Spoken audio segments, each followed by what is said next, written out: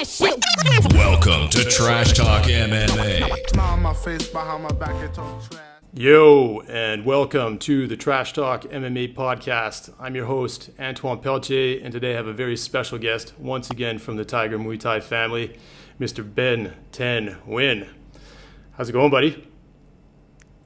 G'day, interwebs. Pretty good. Just another day in paradise, I guess. All right, it Down seems under. like we're in different paradises. Just so the listeners know, this is actually being recorded via Skype. It's my first time in conducting a podcast interview via Skype, so there's some new technology involved. So bear with us if there's any issues with the sound quality or the connection quality. We're going to try to keep it as clean and thorough as possible, but shit happens. All right, so Ben, it's a pleasure to have you on the show. Obviously, you've had a big week. You've put up some big numbers in social media thanks to this viral video of yours where we see you violently KOing this highly tattooed individual who got up in your personal space at the weigh-ins of your second to last fight. How's what numbers are we talking about? I think you're like the 55 million man right now, right? Yeah, somewhere around there. I've heard 5, I've heard 50, 55.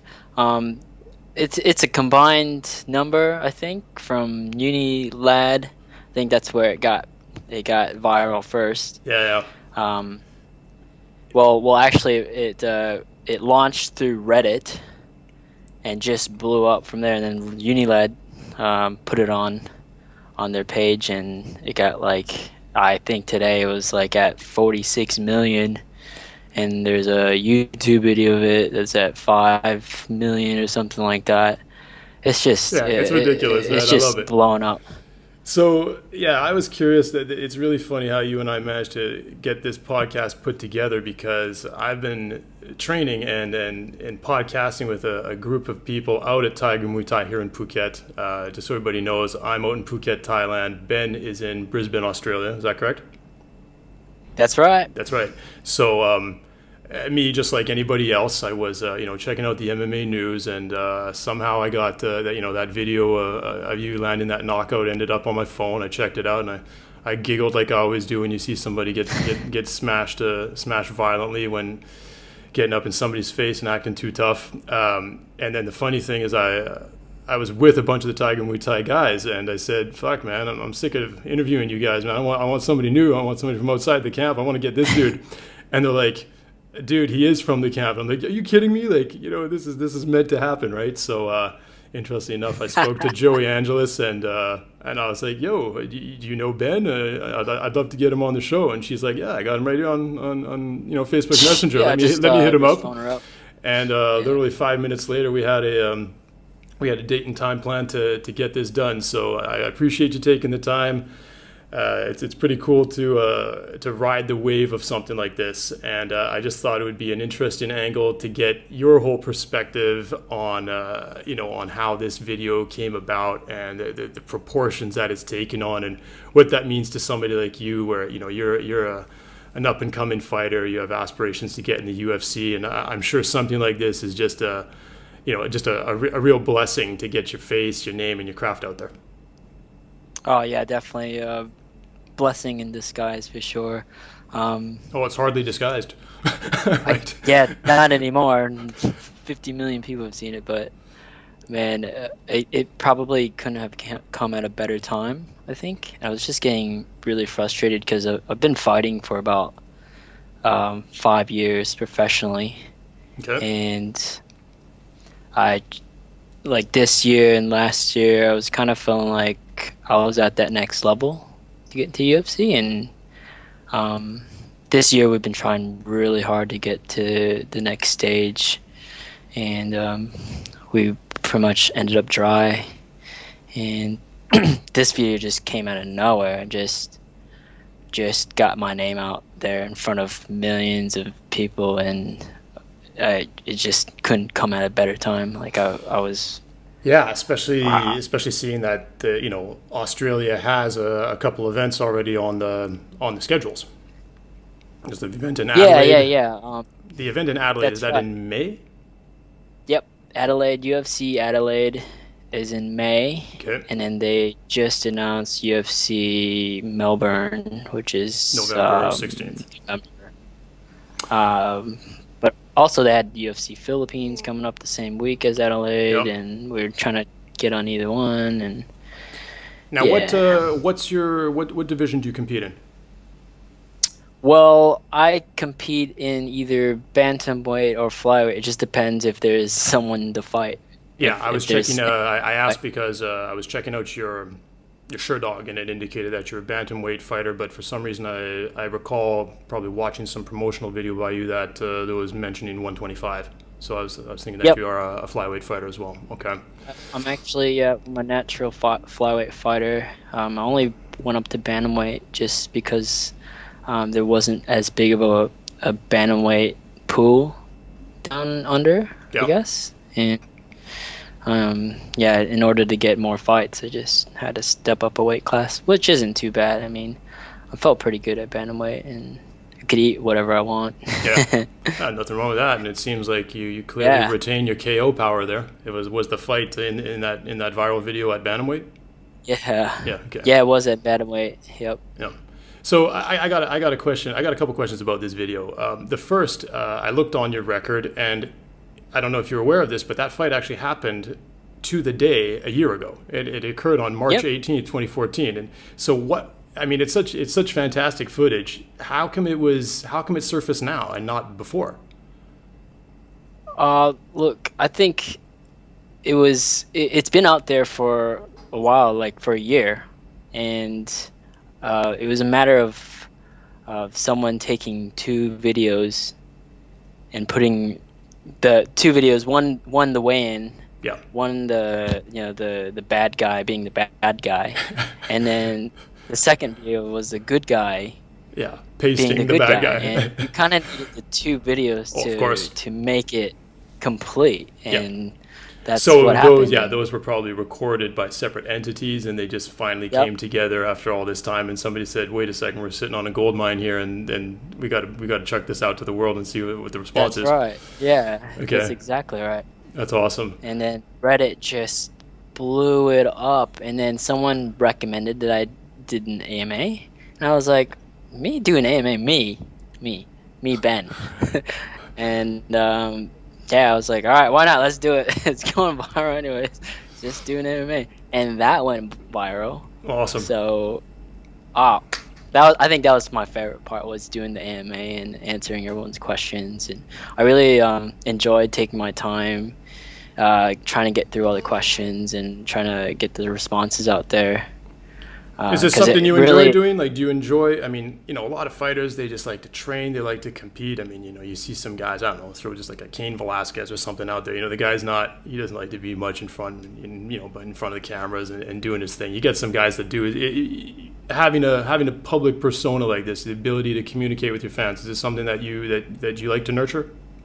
Yeah, definitely. And not only just getting back to people and talking to people, but like inspiring people. Like so many people wrote me back and was like, "Oh, Ben, you actually took the time to reply to me. Thank you so much. I really am considering about doing some MMA training and losing all that weight or whatever." Are you and pretty? That makes me feel amazing. Yeah, no, for sure. To inspire people like that, and to even just to give them the courtesy of a response, it's incredible how much how much people appreciate that, and the rapport and the bond that you can build with your fan base by taking a bit of your precious time to give them an answer to their question, or to take an autograph and a picture, etc. Are you pretty active on social media? Well, it wasn't really, because I didn't have that big of a following, but now I am. Like, now I'm trying to take the time to go through all the messages, Reddit, Twitter, Facebook, Instagram, what have you, and just trying to put myself out there, not by just putting up videos and stuff, but like actually talking to people and and yeah, that really helps answer grow your things questions. organically by legitimately Yeah. taking the time and the effort to put it in. Have you seen, so since the video went viral, have you actually seen a significant spike in your followers on Twitter and Instagram and Facebook? Or? Oh my God.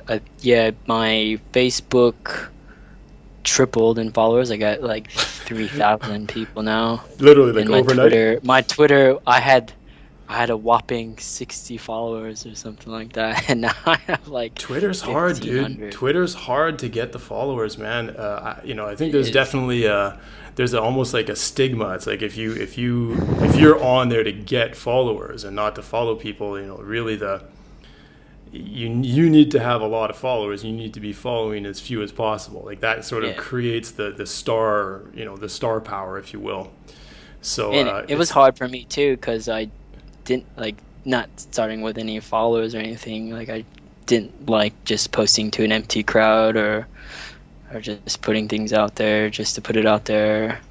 Yeah, and see And who yeah, gravitates I wasn't towards it. really active on Twitter. Now it's like I'm posting like twice a day now. Woohoo! Oh, there you go. Maybe like something like this just lights a fire under your own ass to realize the power Well, now I of have an the power of the audience tool. now, so I Yeah, Wow. it's a whole lot It's nicer, worth right, me. than singing under the shower. yeah, that's right. You're crazy, man.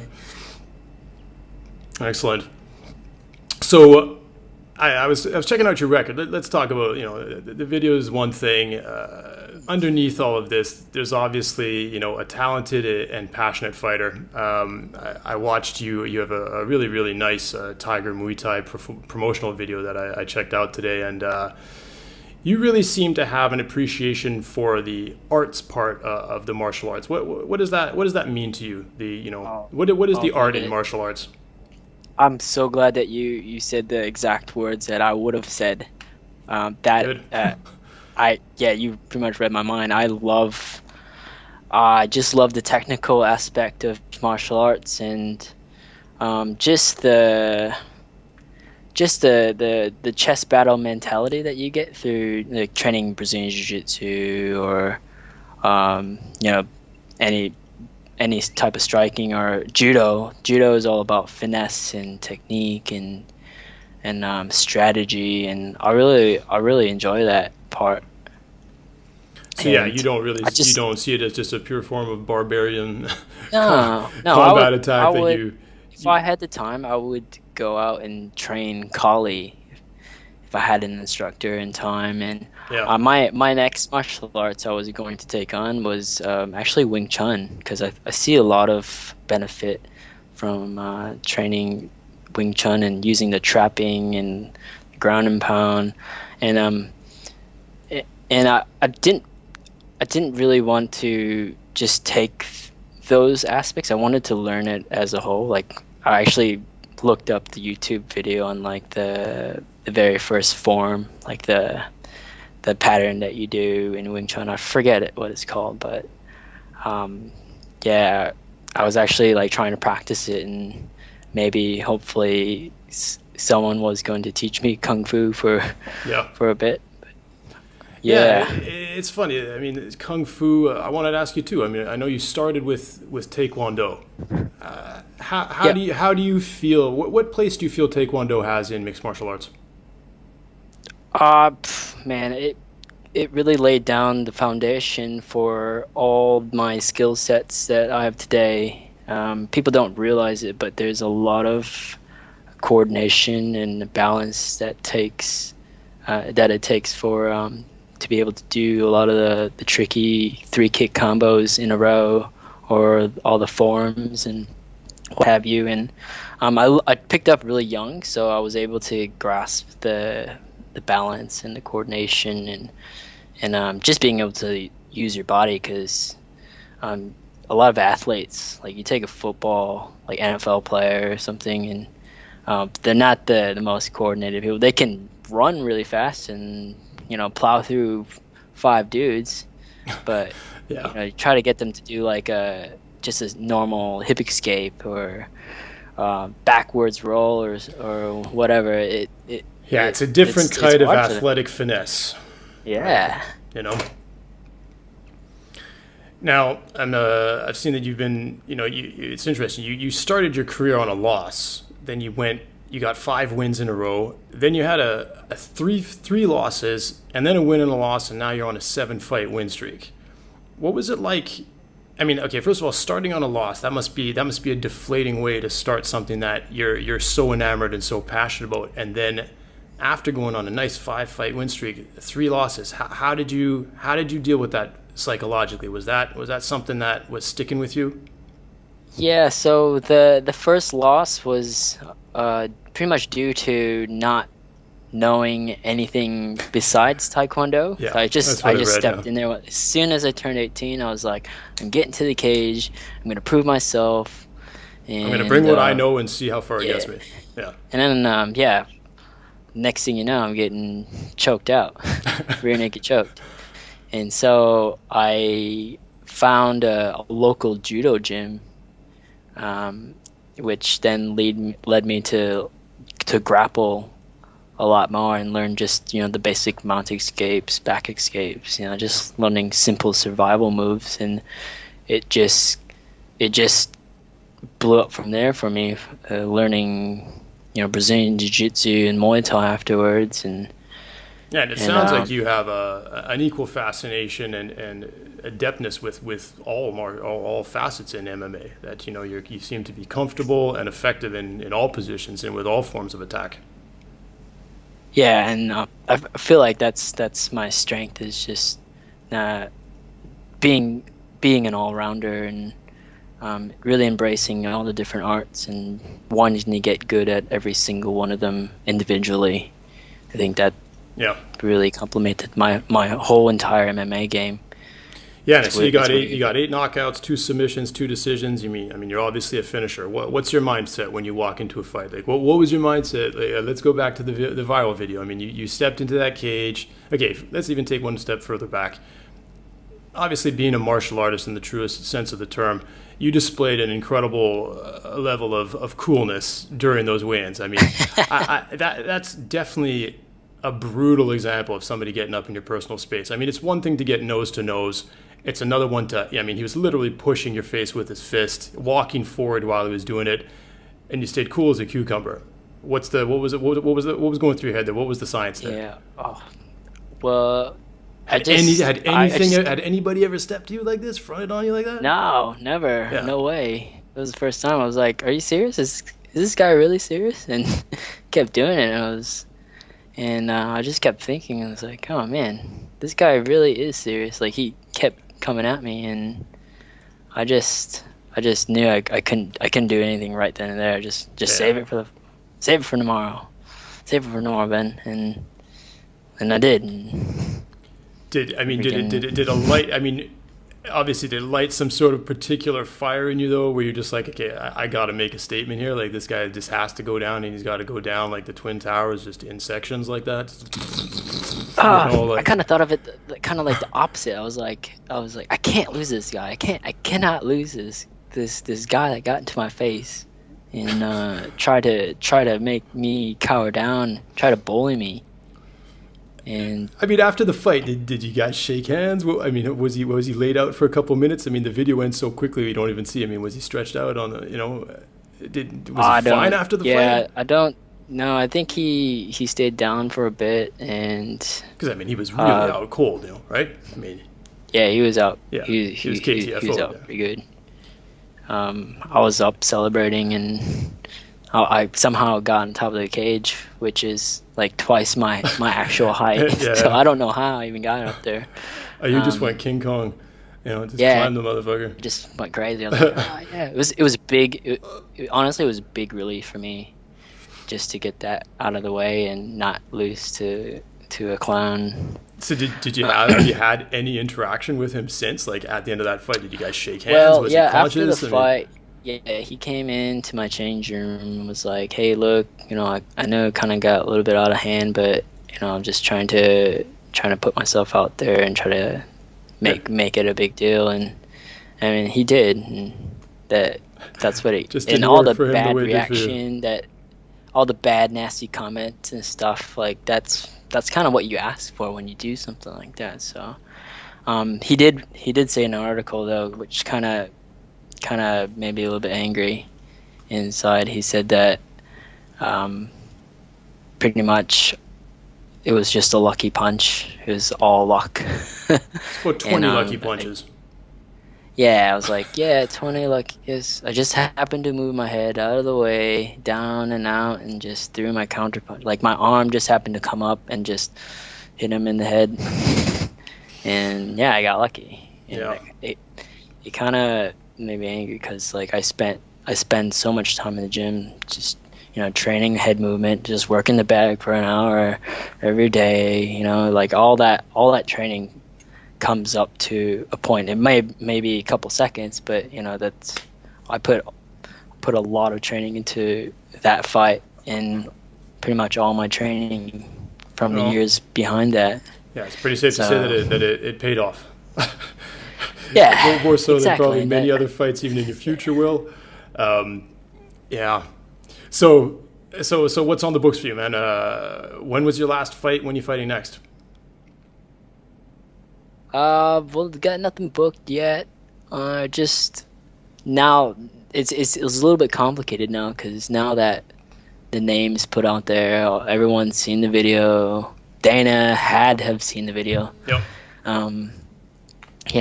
We're just gonna sit back and take whoever wants to put me on the show, and maybe UFC, could be ONE FC. Who knows? Yeah, I mean, there's a lot of shows. There's the ONE FC on April 24th in Manila. There's the UFC on May 16th in Manila. There's the events in Australia. I mean, are you based in Brisbane for a while here? You gonna stay put there for a while, or what are your travel plans? Yep, I pretty much moved here because I've met my future wife in Thailand when she was on holiday, and we just hit it off. And she's Australian. Yes, she's Australian. All right. Well, congratulations, man. Yeah. Excellent. Thank you. Yeah, so totally switching gears. I know you're a big gamer. Yep. So when you're not in the gym, what are you doing? You behind the PC, just geeking hard or what? Yeah, when I'm not training, I like to cook.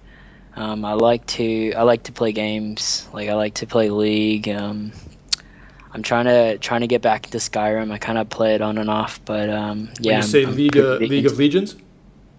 League of Legends. Sorry. So that's sorry. It's League of Legends. Is that it? League of Legends. Yeah.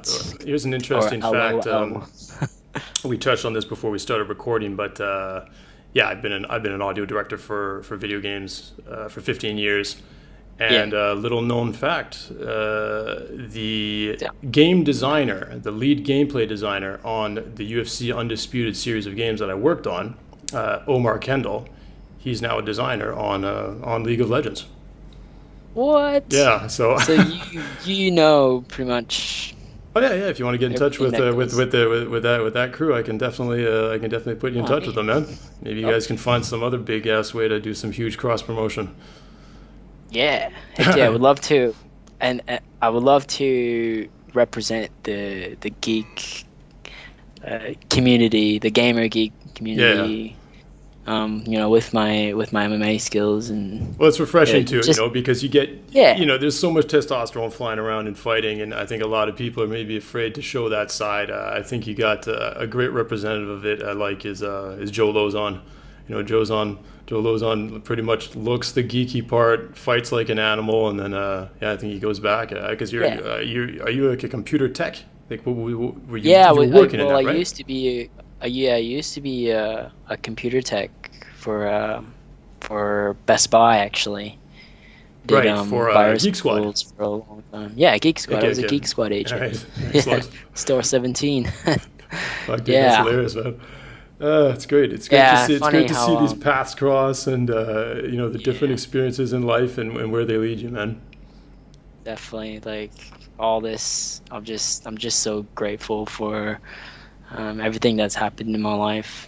Just learning martial arts and how it got me to Thailand and then to Australia and then now like all over the world via internet. So Yeah, it's pretty interesting how small the world has become, and yet how easy it is to feel lonely even within that environment. You know, it's interesting to see that you can have a lot of followers, you can have a lot of friends, but I'm sure your close friends, they just must be thrilled for you right now that you know, finally like the world has been able to see something that they've known for years, and something that you've been working on and honing and busting your ass for years.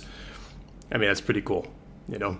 Regardless of what it leads to, even if that's the biggest thing, listen, I mean, there's probably more people who have seen your KO than many of the biggest UFC fights in history. That's just crazy to me. That doesn't register in my head. You know, did 55 million people see Chuck Liddell knock out Randy Couture?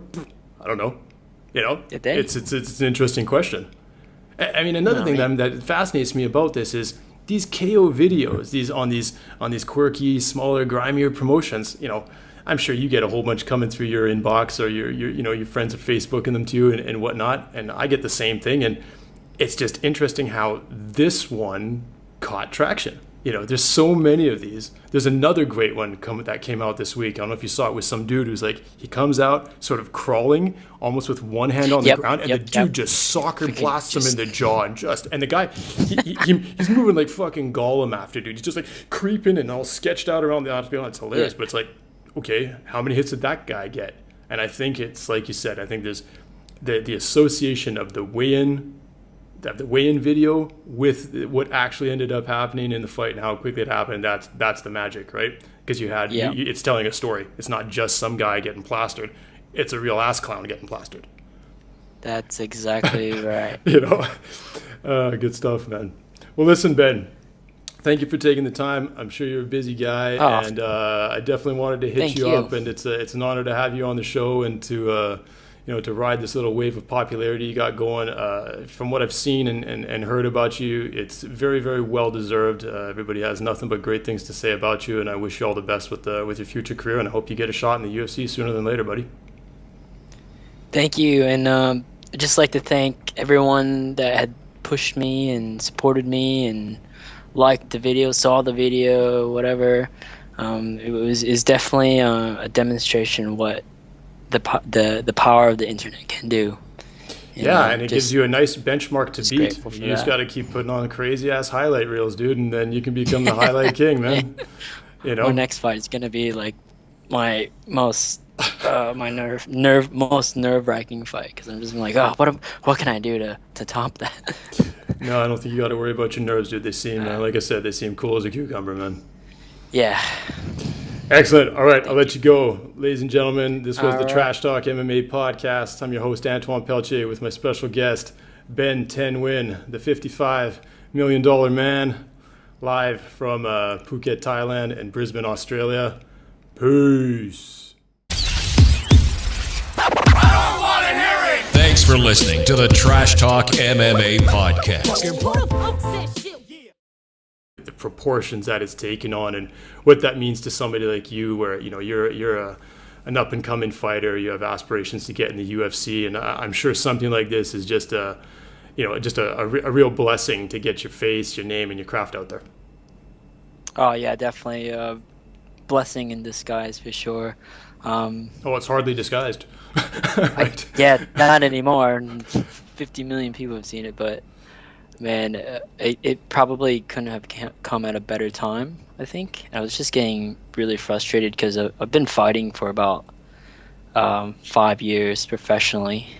Okay. And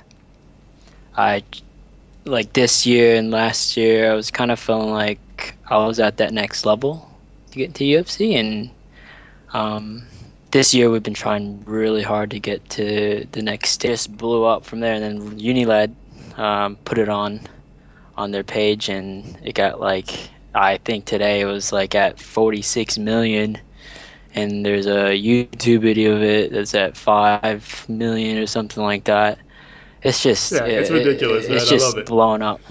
So, yeah, I was curious that it's really funny how you and I managed to get this podcast put together, because I've been training and podcasting with a group of people out at Tiger Muay Thai here in Phuket. Just so everybody knows, I'm out in Phuket, Thailand. Ben is in Brisbane, Australia. Is that correct? That's right. That's right. So, me, just like anybody else, I was, checking out the MMA news, and somehow I got that video of you landing that knockout ended up on my phone. I checked it out, and I giggled like I always do when you see somebody get smashed. Who the fuck said shit? Welcome to Trash Talk MMA. Smile on my face, behind my back, and talk trash. Yo, and welcome to the Trash Talk MMA podcast. I'm your host, Antoine Pelletier, and today I have a very special guest, once again from the Tiger Muay Thai family, Mr. Ben Nguyen. How's it going, buddy? G'day, interwebs. Pretty good. Just another day in paradise, I guess. All right, it Down seems under. like we're in different paradises. Just so the listeners know, this is actually being recorded via Skype. It's my first time in conducting a podcast interview via Skype, so there's some new technology involved. So bear with us if there's any issues with the sound quality or the connection quality. We're going to try to keep it as clean and thorough as possible, but to smash violently when getting up in somebody's face and acting too tough.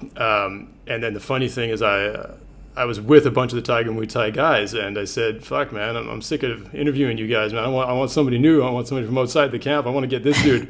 And they're like, dude, he is from the camp. I'm like, are you kidding me? Like, this is meant to happen, right? So interestingly enough, I spoke to Joey Angeles, and I was like, yo, do you know Ben? I'd love to get him on the show. And she's like, yeah, I got him right here on Facebook Messenger. Yeah, let me hit him up. phone her up. And literally 5 minutes later, we had a date and time plan to get this done. So I appreciate you taking the time. It's pretty cool to ride the wave of something like this, and I just thought it would be an interesting angle to get your whole perspective on on how this video came about, and the shit happens.